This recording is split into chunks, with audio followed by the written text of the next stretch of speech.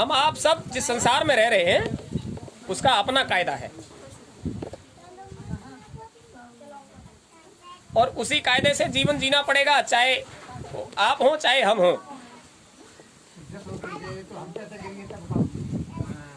ये कहना और न कहना अलग बात है। तुमसे गिरी कहाँ है, तुम खुद ही गिर गए हो।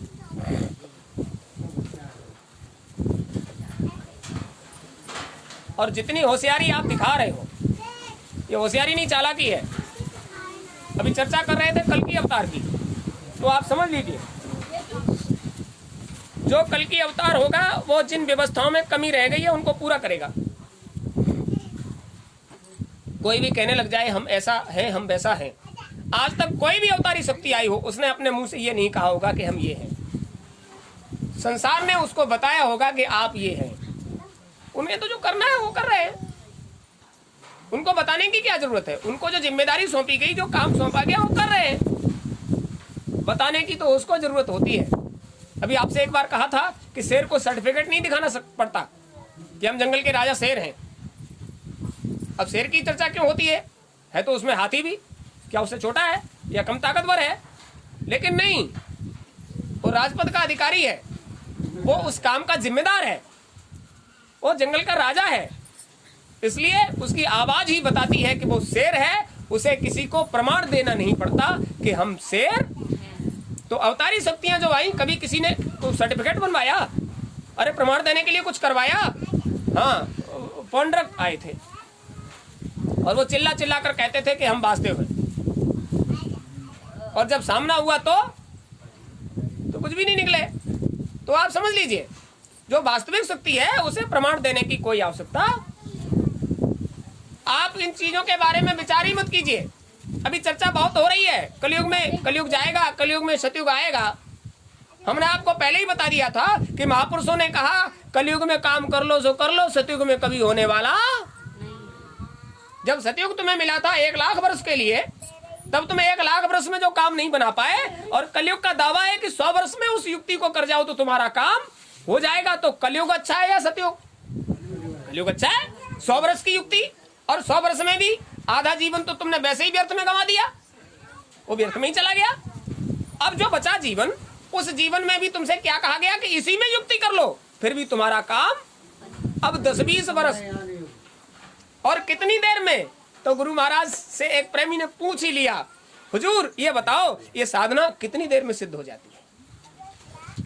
उन्होंने कहा, बच्चा, अंतर में घाट पर एकाग्र होकर मन को, बुद्धि को, चित्त को, अहंकार को आप 3 घंटे तक आप घाट पर बिठा दीजिए।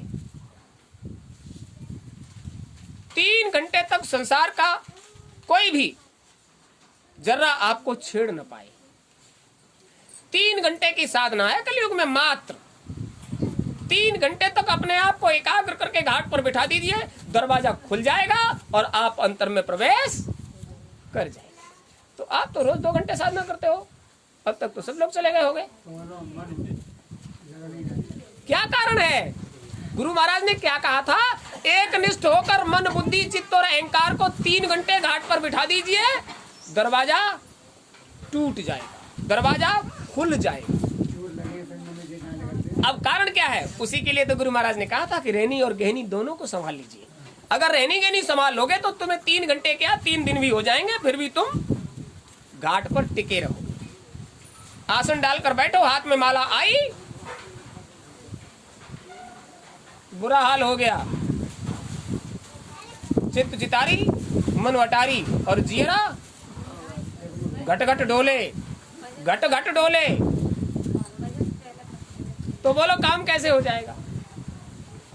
इसके लिए युक्ति करनी पड़ेगी, जतन, कि 3 घंटे तक हम घाट पर एकाग्र होकर कैसे बैठ पाएं। अभ्यास करना पड़ेगा। अभ्यासेन विद्या, ये पराविद्या है। इसका संसार को त्याग कर मन से, बुद्धि से, चित्त से, अहंकार से एक निष्ठ होकर जब अंतर में आप लगोगे, अभी आप देखते हो, अब जो भी समय लगता हो, आपकी जब हाजिरी कराने जाते हैं तो उधर जाना होता है, उन दरबारों में आपके अस को मालिक के आगे रखना होता है, और रोना गिड़गिड़ाना होता है, उधर रोने चिल्लाने का बहुत काम है। मतलब ये है कि ये जो संत मत है ना, वो विरह वेदना का मत है। संत मत है हंसी गुल्ले का नहीं, विरह वेदना का मत है। उधर आपकी विरह, आपकी वेदना, आपकी आंख का आंसू और उसकी गर्मी से मालिक पिघलता है और फिर दया बरसात होती है।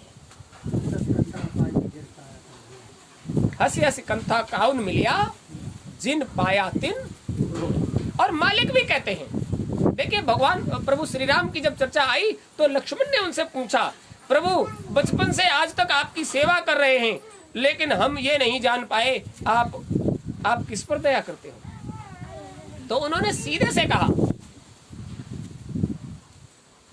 हमारी दया के बारे में पूछते हो तो समझ लीजिए, जब हम अपने स्वरूप में होते हैं तो सातों समुद्रों का जल हमारे शरीर के एक रोम को डुबाने में सक्षम नहीं है। हमारा एक रोंगटा सातों समुद्र का जल नहीं डुबा सकते, इतना विशाल हमारा स्वरूप है। जब हम अपने स्वरूप में हो, अपने स्वरूप में हो।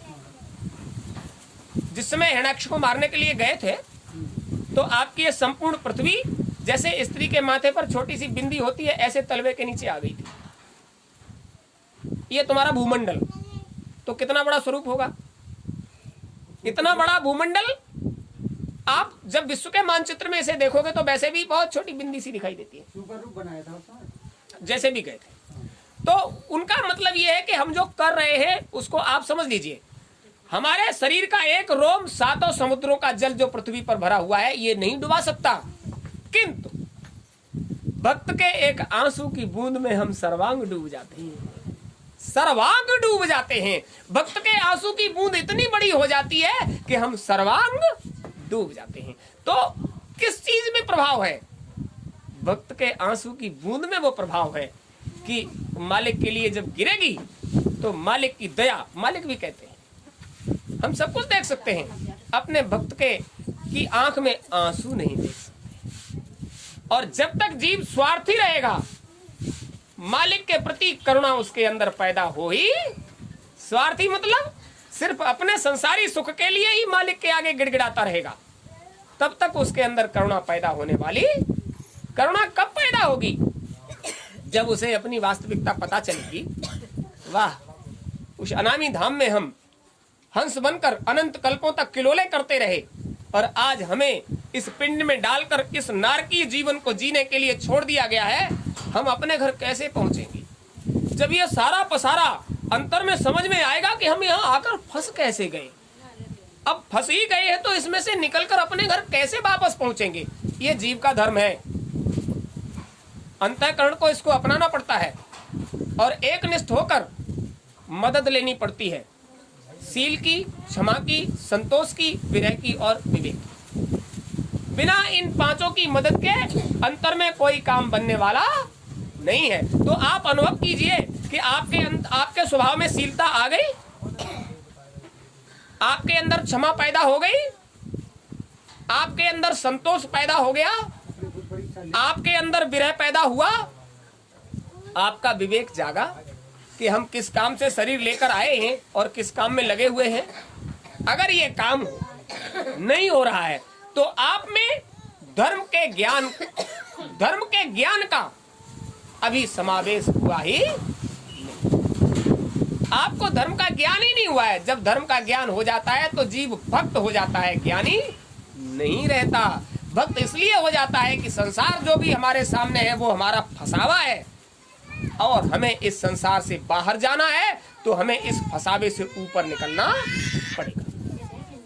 कबीर साहब ने एक बार ये कहा था, संगत आकर बैठ गई तो उन्होंने कहा, अच्छा ये बताओ कितने लोग हैं जो अपने घर जाना चाहते हैं? जब कहा हाथ ऊंचा करो तो सब लोगों ने दोनों हाथ ऊपर कर दिए। मतलब सब लोग जाना चाहते हो? हाँ, तो फिर ठीक है, आज की रात इस दुनिया में तुम्हारी अंतिम रात होगी, कल सब लोग अपने घर चल पड़ेंगे। हुजूर क्या करना पड़ेगा? बोले जो हम करें वही आप भी करना। अपने घर जाने के लिए जब तक ये उद्यम नहीं किया जाता तब तक अपने घर जाने का दरवाजा खुलता ही नहीं। क्या करोगे हुजूर? उन्होंने कहा देखो, जब तक अंतःकरण में ये संसार बसा रहता है तब तक घर जाने का मौका नहीं मिलता, इसलिए अंतःकरण से संसार को खत्म करवा देंगे आज ही रात को। जो हम करें वही तुम करना। संगत चली गई। रात को कबीर साहब ने हाथ में लकूटा लिया मसाल और अपनी झोपड़ी में लगा दिया। झोपड़ी जलकर दूधू दूधू आवाज देने लगी। लोग निकल कर आए, देखा कबीर साहब का झोपड़ा जल रहा था। और फिर देखा को मसाल लिए कबीर साहब बस्ती की तरफ आ रहे हैं। हर दरवाजे पर जाकर उन्होंने कुंडी खटखटाई, ए भैया निकलो, लो पकड़ो मसाल और जला दो अपना घर और चलो हमारे साथ, आज ही तुमको अपने घर लिए चलते हैं। अब सारे लोगों ने छत पर डेरा डाल रखा था, उजक उजक कर देख रहे थे, झांक झांक कर देख रहे थे। कबीर साहब मसाल लेकर पूरे गांव की बस्ती में और दरवाजे दरवाजे गए, सबको खटखटाया और किसी ने दरवाजा नहीं खोला। बोले जब तुम्हें जाना ही नहीं तो निमंत्रण क्यों दे दिया था हमको? हमारा जलवा दिया और तुम अपना बचाए बैठे हो। पूरी बस्ती में मसाल लेकर घूम आए, लौट कर आ गए अपनी कुटिया पर। अब सारी बस्ती एकाग्र हो गई गलियों में।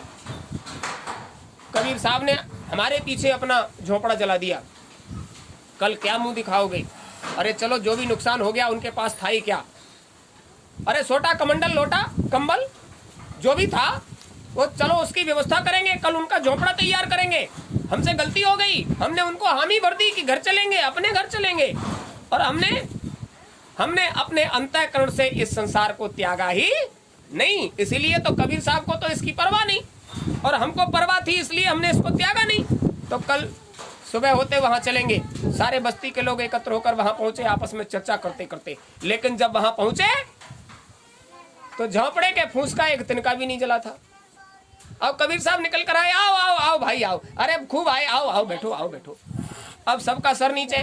बोले हुजूर रात तो हमने आपके झोपड़े को धू धू करके जलते देखा। बोले आपने क्या देखा? ये सब ऐसे नहीं है। आपने जो कुछ देखा, वास्तव में आपने जो कुछ देखा वो हमारे अंतर का हाल देखा। झोपड़ा तो वो रहा तुम्हारा फूस का, उसको हमने थोड़े जलाया है। वो तो संसार का सौदा है, हम उसे खत्म करने की इच्छा नहीं रखते।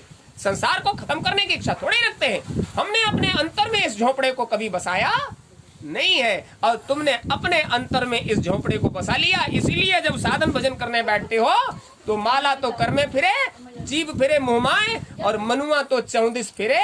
ये तो सुमिरन कच्चा रह गया है तुम्हारा काम को पक्का करो। तो आप सबसे भी कहना है, होली का पर्व मनाने आए हो तो अपने विकारों की होली जलाओ, विचारों की नहीं, विकार जला दीजिए उसमें। गुरु महाराज का दरबार है, सब में गुरु महाराज का अस्क उतरा हुआ है। गुरु महाराज ने इसका प्रमाण भी दे दिया था आपको। साइकिल पर सवार थे और दिखाया, देखो पीछे हर साइकिल पर गुरु महाराज का अस्क था। आगे देखो, दाएं देखो, बाएं देखो, जहां भी दिखाई दे रहा था गुरु महाराज थे। यानी इन साइकिलों पर जो चल रहे हैं वो बच्चे नहीं, वो हम ही हैं। मतलब संगत की सेवा ही मालिक की सेवा है। यानी हमारे बच्चों में हम और हमारे बच्चे हम में समाहित हैं, ये उन्होंने स्पष्ट कर दिया है। लेकिन निर्विकार होकर जब विचार करोगे तब, और विकार अगर आपके अंदर है तो आप समझ लीजिए, निर्मल मन जन सो मोय पावा, मोह कपट छल छिद्रन। आप अंदाजा कर लीजिए, अगर आप मन से निर्मल हैं तो पहली मंजिल के मालिक तुमसे प्रसन्न हो जाएंगे। लेकिन गुरु सिर्फ मन से प्रसन्न होते। गुरु को प्रसन्न करने के लिए मन, बुद्धि, चित्त और अहंकार सभी को निर्मल होना पड़ता है। ये छोटा काम नहीं है। वो तो ईश्वर पद के अधिकारी हैं, वो मन निर्मल हो गया फिर भी प्रसन्न हो जाएंगे। लेकिन गुरु को प्रसन्न करने के लिए तो अंतःकरण निर्मल चाहिए। अगर आपका अंतःकरण निर्मल है तो गुरु तुमसे प्रसन्न है, और अंतःकरण निर्मल नहीं है तो आप समझ लीजिए वो मन में राम बगल में छुरी वाली बात, ये नहीं। राम फिर बगल में छुरी क्यों दबाए हो? इसका मतलब है कि तुम दो मन वाले हो।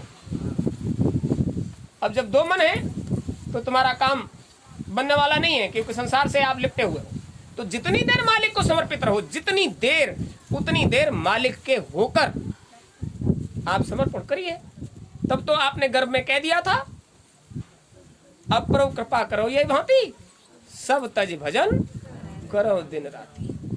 मालिक ने स्वीकार कर लिया कि जितनी देर आप उनके दरबार में बैठे हो सब कुछ तज कर ही बैठे हो। हमारे बच्चे ने सब कुछ समर्पित कर दिया। आप यहाँ बैठे हो, सब कुछ त्याग कर ही तो बैठे हो। अरे संसार बांध कर तो लाए नहीं। इतनी देर तक मालिक को समर्पित रहे। तो गुरु महाराज ने क्यों कहा था सप्ते में एक दिन सत्संग सुनो, ताकि आपका अंतःकरण निर्मल हो जाए। साधना सुबह शाम दोपहर जब समय निकले। अब साधन भजन का समय आ गया, तो आप जमकर लगकर साधना करो। बिना साधना का मतलब है युक्ति, युक्ति यतन। जोग जुगति और मंत्र प्रभाव फरे तबे जब करिए दुराऊ। ये लोग बहुत होशियार हैं, बड़े बूढ़े। जब इन्हें लगता है कि बहू हमसे ज्यादा काम कराएगी तो आसन डालकर माला पकड़ लिया, तो अब बहू कुछ कहेगी नहीं। इसका मतलब संसार का काम का समय है, तब आप ढोंग करने लग जाते हो। और मन में यही रहता है कि जितनी देर बैठे रहेंगे उतनी देर काम से बचे रहेंगे। तो मन कहाँ लगा रहा? काम से बचने में। काम का भी नुकसान कर दिया और उधर का भी काम नहीं बना। तो जब तक संसार का काम है तब तक गुरु महाराज तुम्हारी सेवा को स्वीकार करने वाले नहीं। संसार के काम से निवृत्त हो जाओ, चारपाई पर पहुंच जाओ। अब तुम्हें सोना है, अब ये तुम्हारा अपना समय है। तुम्हें विश्राम करना है तो तुम्हारा अपना समय है। इस समय में से समय गुरु महाराज को चाहिए। सुबह चारपाई त्यागने से पहले तुम तुम्हारे अपने हो। चारपाई त्यागने से पहले गुरु महाराज को समय दीजिए और उसके बाद संसार को समय दीजिए। आपने वचन दिया सब तज भजन करो दिन राती, रात दिन भजन करेंगे, सब कुछ त्याग देंगे। गुरु महाराज जान रहे थे कि झूठा है, पहले से ही बहुत झूठा है, आज तक झूठी बोलता रहा है, ये नहीं कर सकता। तो प्रत्यक्ष में आकर ये कहा 1 घंटा सुबह और 1 घंटा शाम। वो मेहनत से, ईमानदारी से बाल बच्चों की सेवा, नौकरी दुकान दफ्तर खेती बाड़ी का काम सब कुछ करो। और जब साधन का समय हो तब तुम्हारा अपना समय हो, उसमें से समय निकालिए। सेवाओं के लिए भी गुरु महाराज ने क्या कहा था? बच्चों की सेवाओं में से निकाल कर देते हो। पेट काट कर तुमने इसको बनाया, इसलिए हमने इसमें वो चीज भर दी है कि इसकी मुड़ेर पर पक्षी भी बैठकर उड़ जाएगा, फिर भी उसका काम हो जाए। तो आप समझ लीजिए अब 2 ही बातें रह गई आपके लिए। पहले तो इस संसार में आए हो, गुरु महाराज ने जो तुम्हें नियामत बख्शी है उसका बदला तुम कभी नहीं दे सकते, लेकिन कुछ तो करना पड़ेगा। गुरु महाराज ने तुम्हें इस चोले में वो राज बता दिया जो संसार की सारी दौलत रख दीजिए सामने, फिर भी तुम्हें वो राज कहीं मिलने वाला नहीं है। या संसार में जिस कामना से आप आए थे, कामना आपकी पूर्ति नहीं हुई तो मालिक ने आप पर दया कर दी। जो कामनाएं पूरी हो गई उन्हीं का भुगतान नहीं कर सकते। खूब समझ लीजिए, मालिक स्वीकार करते हैं तन मन और धन की सेवा। तन मन और धन की सेवा। ये तन की सेवा क्या होती है? आप शरीर से संसार में अपना भरण पोषण करते हो, ये सब दया किसकी है?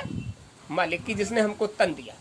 तो जिस संसार में अपना भरण पोषण करते हो उसी संसार में से आपको कुछ न कुछ मालिक के लिए निकाल कर रखना है। हुजूर, इससे हम इस शरीर का पोषण करते हैं, इस पोषण में से आपका हिस्सा ये रहा, ये पोषण हमारे अंतःकरण को शुद्ध और पवित्र बनाए रखे।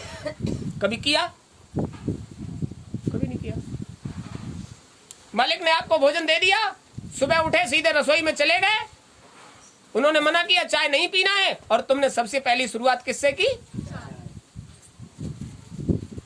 इसका मतलब गुरु महाराज के वचनों पर विश्वास आपको, उन्होंने मना किया चाय नहीं पीना और आपने शुरुआती चाय से कर दी। कोई बात नहीं, गुरु महाराज ने इसीलिए कहा था गुरुआई बहुत कठिन काम है, तुम कहोगे वो मानेगा नहीं और फिर भी तुम्हें नजरअंदाज करना। अच्छा, तुम्हारा बच्चा किसी काम के लिए मना करो और वो नहीं माने तो क्या करते हो? क्या करते हो? आप कहो और वो माने नहीं तो क्या करते हो? दे दना। आज गुरु महाराज ने आपको इतना बड़ा काम सौंपा, इतनी बड़ी दया की तुम पर, और तुम पर दया करने के बाद भी तुम उनकी बात नहीं मानते हो, तो गुरु महाराज को क्या करना पड़ेगा? गुरु महाराज को नहीं करना पड़ेगा, वो बस पलकें झपका लेंगे और काल अपना काम करने लग जाएगा। और उसी के काम की घसीट है कि आज भी बस बैठे तो हो यहाँ, लेकिन दिमाग में 17 उलझने अभी भी। मालिक को समर्पित हो जाओगे तो सारी उलझने खत्म हो जाएंगी, और अपने आप को ही समर्पित रहोगे तो तुम्हें उलझनों से छुटकारा कभी मिलने वाला। तो उलझनों से छुटकारा चाहते हो तो अंतःकरण को कभी तो मालिक को समर्पित कर दिया करो, कभी तो अपने आप को समर्पित कर दिया करो। समय निकालकर गुरु महाराज को समर्पित हो जाइए, काम हो जाएगा। जब तक आप धर्म का अनुसरण नहीं करोगे, शरीर में बैठकर, हम कहां से आए हैं, जहां से आए हैं, इस शरीर में फंस गए, इससे निकलने के लिए हमें क्या युक्ति यत्न करना पड़ेगा, ये जीव का धर्म है। और जब तक अपने घर पहुंचने के लिए अंतिम सीढ़ी तक यात्रा नहीं कर लेते, सचखंड तक की यात्रा नहीं कर लेते, तब तक तुम्हें जीव मनुष्य शरीर धारण करता है, उसका धर्म पूरा करने का अवसर नहीं मिला है। तो जब तक धर्म का अनुसरण नहीं करोगे, तब तक तुम्हारा काम बनने वाला।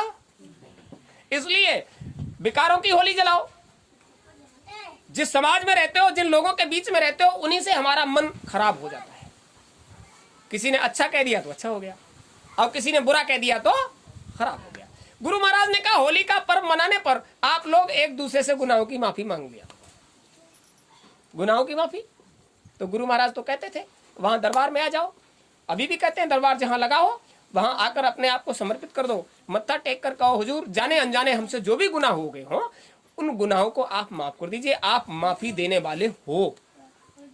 और इधर का क्या हाल होता है, इधर भी जब तक आप एक दूसरे से माफी नहीं मांग लेते और वो माफ नहीं कर देता, तब तक तुम्हारा छुटकारा नहीं होता। आज क्या करना है, आज आपको गुरु महाराज के नाम का झंडा लगा हुआ है, 23 मार्च को गाड़ दिया गया था और 30 तारीख को उसको बदल दिया गया है। वो मालिक का झंडा है। उस झंडे की जड़ में जो मिट्टी पड़ी हुई है, किसकी जड़ में मिट्टी पड़ी है, गुरु महाराज के नाम के झंडे की जड़ में मिट्टी पड़ी हुई है। 2 उंगलियों के बीच में जितनी मिट्टी आ जाए आप उसको निकालकर हथेली पर रख लीजिए, बाएं हाथ पर। आप उस हथेली पर जो मिट्टी को रख लोगे, समझ लीजिए इस मिट्टी में वो महिमा है जिसका कोई बखान नहीं कर सकता। ये साधारण मिट्टी नहीं है, ये गुरु महाराज के नाम के झंडे की मिट्टी है। जहां झंडा गड़ा है वो मिट्टी गुरु महाराज के, लेकिन ध्यान रखना ऐसा मत करना